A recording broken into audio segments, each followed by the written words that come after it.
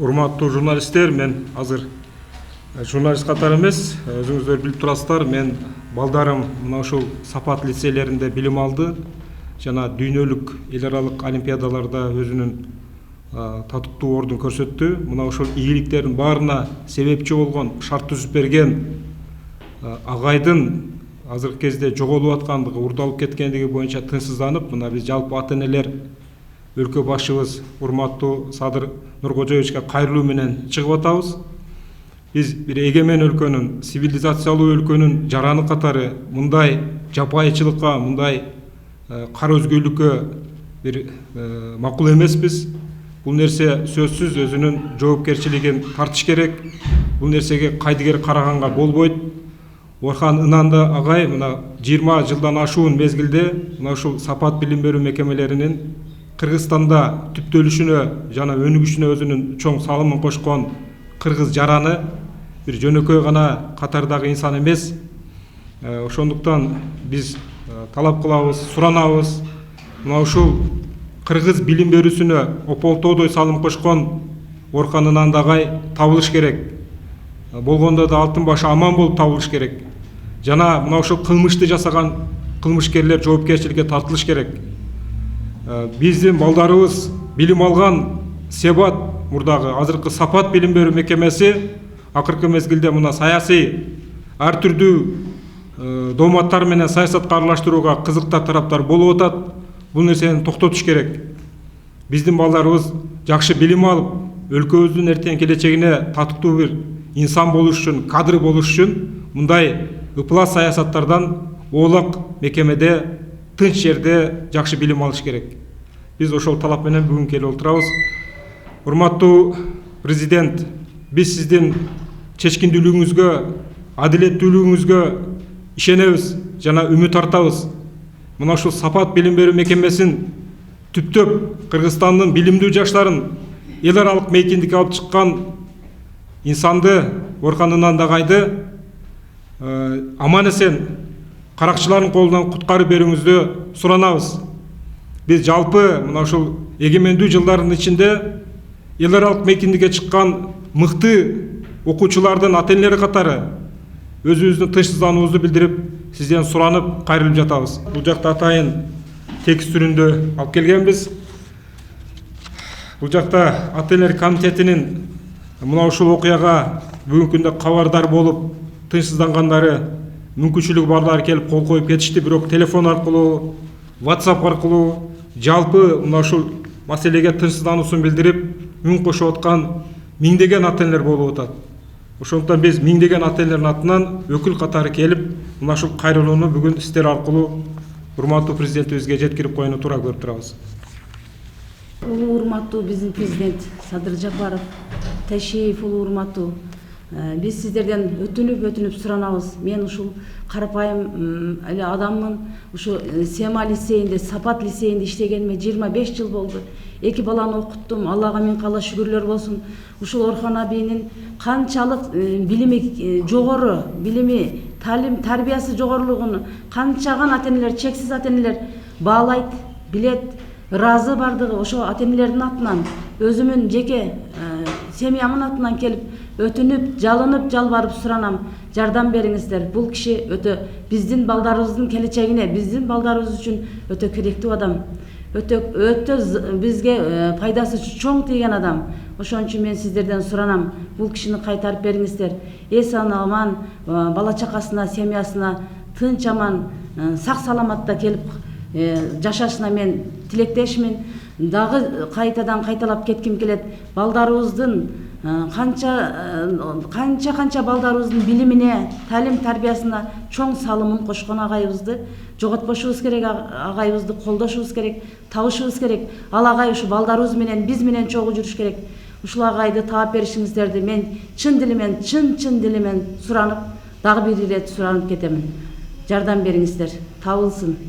Биздин кайрыла турган эки эле маселебиз бар. Биринчиси ушул лицейдин жетекчиси Орхан Ынандыны аман эсен таап беришсин. Ал эми экинчиси мына ушул билим берүү мекемесин саясатка аралаштырбасын.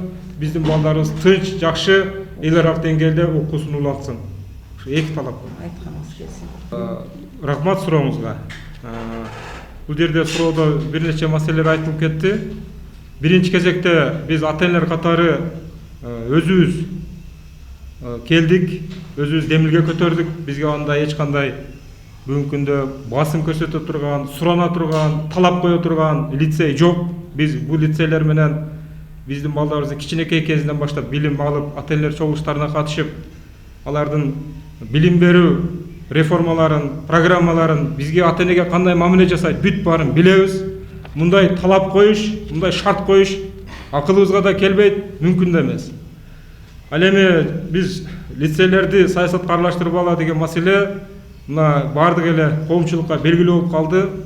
Мына ушул бизди лицейлер түптөгөн биздин түрк бир туугандарыбызды башында мурда баштап жаткан мезгилде кыргыз эли канчалык башыбызга көтөрүп сүйүнөт элек. Мына биздин Кыргызстанга эгемендүү өлкөбүзгө мына ушундай эл аралык деңгээлде билим бере турган мекемелерди келип куруп ачып берип атасыңар. Биз силерге алкыш айтабыз деп канча жолу калпагыбызды кийгизип, сый урматыбызды көрсөттүк.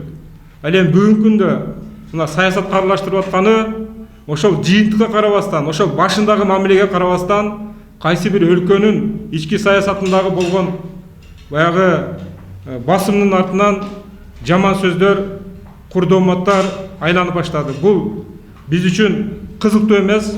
Ар бир өлкө өзүнүн саясатын өзүнүн жеринде жүргүзүш керек.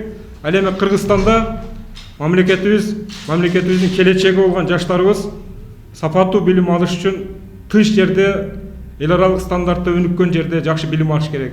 Алардын мугалимдерин, алардын окуучуларын, бүтүрүүчүлөрүн ар түрдүү жалааларды жаап, ар түрдүү жандыктарды коюп, аларды жаманаттык кылууга эч кимдин акысы жок.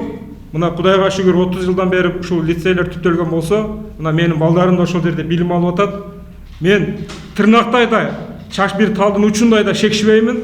Бул эч кандай террористтик же болбосо бир жаман уюм эмес, жаман мекеме эмес. Мен эч качан андай нерсеге өзүм ата катары да балдарымды мен биринчи кезекте ата-эненин тилеги ошондой да. Андай нерсенин бир тырнактай нерсесин байкасам мүмкүнчүлүк бербейт элем. Кантип ата-эне өзүнүн балдарын алып барып туруп ошондой уюмдарга, ошондой мекемелерге билим алдырсын. Журналист катары, ата-эне катары биз бүт нерсени жети өлчөп туруп, ушунда татыктуу билим бергендигин, эл аралык мейкиндикке чыгуусунда жакшы бир шарттарды, мүмкүнчүлүктөр түзүүрүнө көзүбүз жеткен үчүн ошол жерде билим алдырып, шарт түзүп берип атабыз. Биздин жакшы ойлорубузду, асыл тилектерибизди эч качан кайсы бир саясий күчтөр жаман жакка колдонбош керек. Биздин бүгүнкү ата-энелердин эң өкүнгөн нерсеси ушул. Биздин балдарыбызга ар түрдүү жаманатты кылып атышат. Биздин балдарыбыз эртең Кудай буйрса мамлекетибиздин келечеги болот. Илим тармагында, инженерия тармагында, IT тармагында эң мыкты адистер бүгүн мына дүйнөлүк корпорацияларда иштеп атышат. Эмне үчүн биз ушуларды көрбөйбүз? Ошондуктан биздин балдарыбызга мындай тагылган жарлыктарга биз каршыбыз. Токтотуш керек, саясатты токтотуш керек. Билим берүүсүн улантсын, балдарыбыз билим алуусун улантсын. Ошондуктан биздин бир эле талап бул мекемелерди, бул мекемеде иштеген кызматкерлерди саясатка аралаштырбай, президентибиз жакшы коргоп, колдоп беришин суранабыз. Эми биз Кыргызстандын мындай эркин, сибилдүү инсан катары өлкө башыбызга биз артынан шарт коюуга ниетибиз жок. Эгер бул чечилбесе мынтебиз, тигинтебиз деген мындай радикалдуу кадамдарга бара турган такыр оюбуз жок. Биз Кудай буйрса өлкө башыбыздан үмүт артып, ишеним артып, ушул кайрылууну жолдоп атабыз.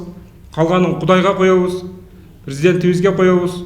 Өлкө башыбыз туура чечим чыгарып, чечкиндүүлүк менен мына ушул биздин кайрылуубузга жакшы бир көңүл бурот деген үмүттөбүз, Кудай буйрса. Менин бир гана нерсе, каракчылык болгондугу көрүнүп турат да. Урдап кеткендик бул уже каракчылык. Кайсы жерде жаткандыгын өлкө башчыбыз өзү мына жеке көзөмөлүн алып, тийиштүү күч органдары менен изилдеп атат. Демек, бул каракчылык.